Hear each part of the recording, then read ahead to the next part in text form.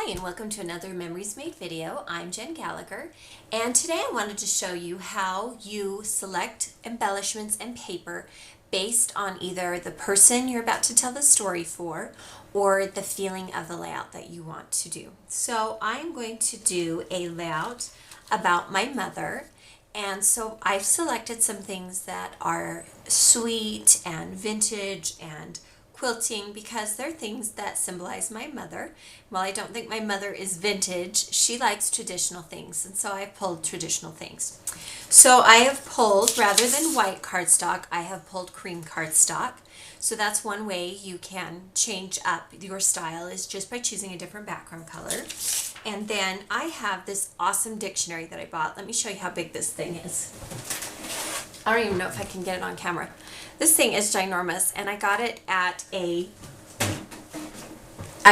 secondhand store, and it was really inexpensive. So anytime you see a dictionary that's around $6 or whatever your budget may be, grab it, because I'm going to have an endless supply of dictionary paper now. So I'm going to go ahead and adhere this to the layout, and the reason why I'm adhering it to a layout, the cardstock, is because it's not as thick as the cardstock is. And I'm not going to worry about the torn edge. I just ripped it right out of the dictionary, and that works for me. So then we're going to go ahead and add some pattern papers. And I love this particular die cut from the Maggie Holmes collection. And it reminds me of blouses that my mom has had, quilts she's done. And so I pulled all the colors based on this particular die cut. And then I'll show you how I matched my photos to this collection. So this first pattern paper is from October Afternoon, and it matches the pink in the collection. And I'm just going to add that to the top of the layout. And then again, I said I pulled some quilting things. This is from the For the Record 2 Taylor collection from Echo Park Paper. And this matched the yellow flowers in this die cut. And we'll just adhere that right below. And then an unexpected color combination that I am loving right now is navy and either coral or navy and this pink. Also the hint of emerald green, which is the Pantone color of the year. And this is from My Little Shoebox. And it's kind of a bold color scheme, but because I have the die cut to pull it all together, this works. So before I put that down, I wanted to bring in a emerald green color, and I couldn't quite find that tone. So I went and found an aqua, and as you can see, it doesn't quite match, but it's close enough, and since they're not going to be right next to each other, I am going to use that particular color. This is from Echo Park Paper's Dots and Stripes collection. I always get some foundational pieces to add in, and then I cut the edge with some decorative scissors. You could also cut the edge with this knockout punch from American Crafts. And these punches come as loose like this, and they actually can be used just like this, but they also have a kit that you can put it in, and then it has a lever that you can punch down. So there's a lot of different ways to buy this, but again, you can buy this and just use it like a normal punch and just punch down, and you'll get the same effect. So a couple of different ways, and I went with pinking because it reminds me of pinking shears, which all seamstresses have. And then I want to further distress it up a little bit, so I'm going to ink the edges just a bit using some stamping ink. So let's go ahead and make sure that this is lying exactly how we want it. And then just using some brown pigment ink, make sure that it is soft enough to rub it along the edges. Or you could also use some of these Prima Distressing. They look like, I don't know, they remind me of little doll irons for some reason. But they come in lots of different colors. You could also use that. And we'll go ahead and adhere this at the bottom. So I'm just building some horizontal layers. Then I have this tag that I cut from some Jenny Bolin paper. And we're going to trim it down a little bit because I don't need the entire tag. And I'm just going to mark where I want to trim it. And I loved the pattern paper, and I debated about using it as it was, but I really liked the tags, and so I decided that I would use the tags instead of just using the pattern paper. So before I lay it down, I'm going to distress it a little bit.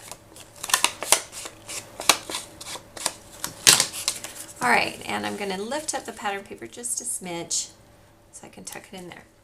All right, and then I want to use some ribbon. This is from American Crafts and it is sheer. And we'll just thread it through the whole of the tag.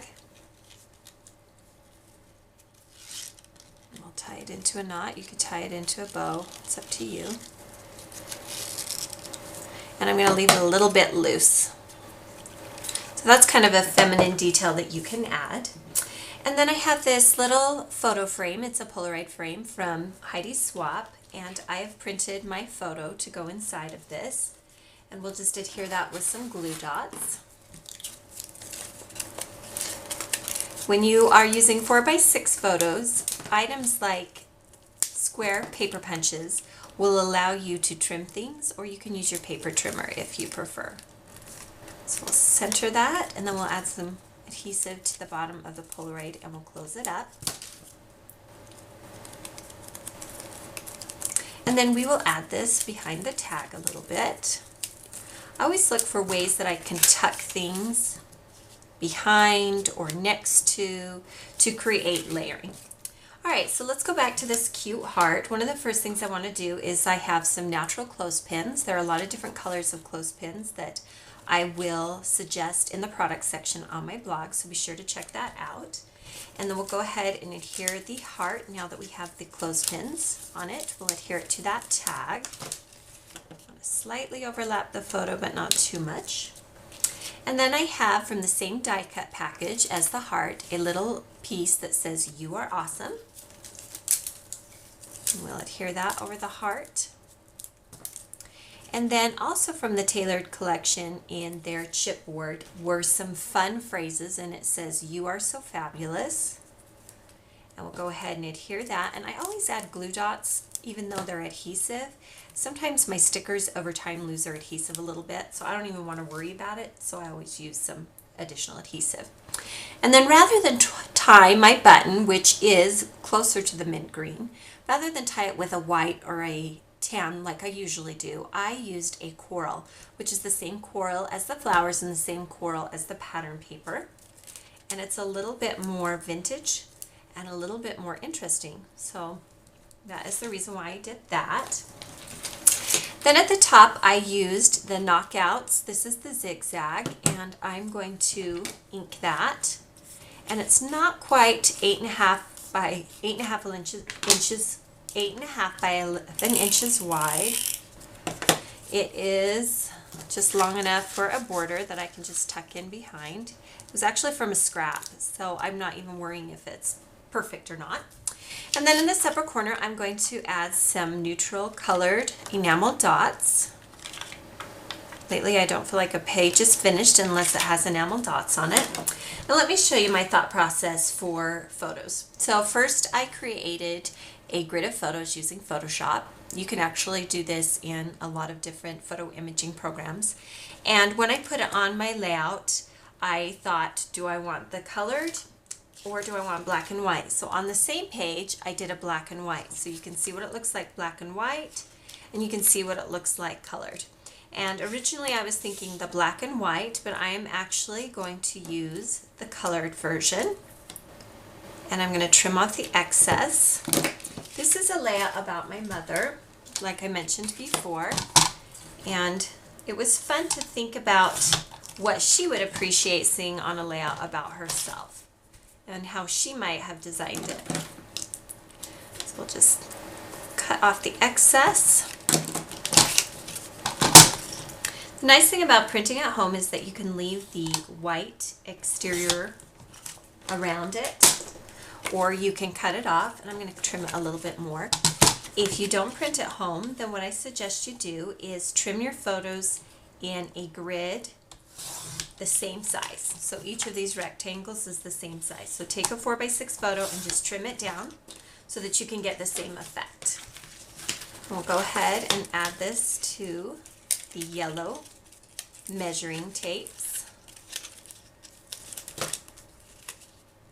I'll add it a little bit here at the bottom. So then I have some different embellishments. This is from the For the Record 2 Tailored collection. It says important. We're going to add that to the Polaroid frame. You can see how the layering's starting to take place. Then over the top of the photo, I'm going to use some KI Memories tape, and I like it because it's cream, and I also like it because it has the days of the week. And when I think of my mom, she and I email each other every single day. That's the way we communicate, even though we don't live too far away. That's just how we've been communicating. And then here at the bottom, I have a couple of things that I thought would be fun to add. I have some bingo cards, or bingo numbers. And we'll go ahead and use those. Those are from crepe paper. And then I have several of these flags that are from Maya Road, and they come in triangles and they come in craft pennants.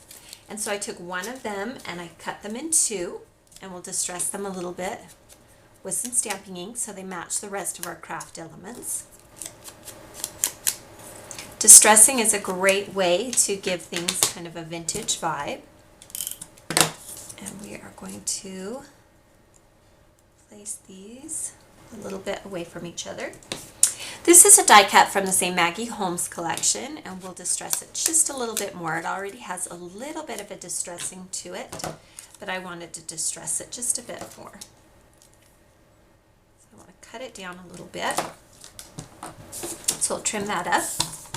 So I rarely leave my embellishments exactly how they come. For some reason, I am always cutting them up or disassembling them and using them in slightly different ways. I like to make things a little bit more my own. So go ahead and personalize things just by changing them up a bit. Let's add a little bit more ink to that. And then we're going to place the bingo numbers right on top. And we'll use glue dots for those because they are a little bit more heavy and they need a little bit more sturdy adhesive to hold. And we'll just overlap those pennants. Make sure your numbers are facing the right way.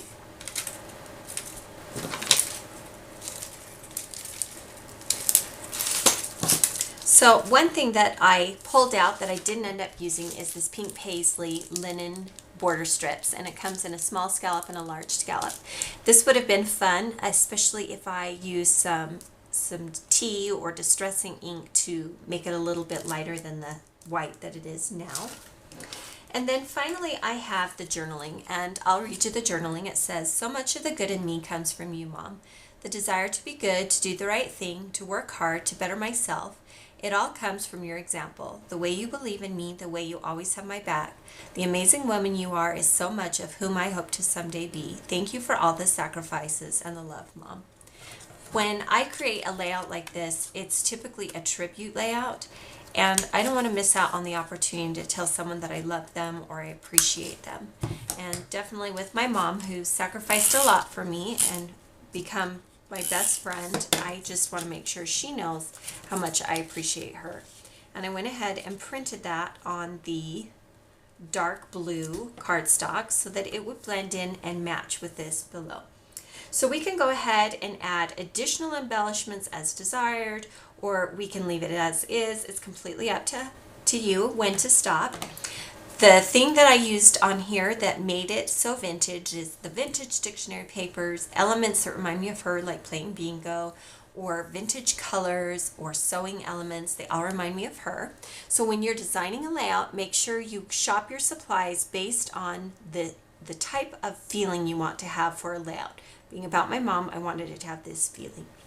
Thank you for joining me for today's Memories Made video. Be sure to visit my blog for all the supplies mentioned in this video, as well as additional suggestions in case something is out of stock. Watch for a new Memories Made video coming soon.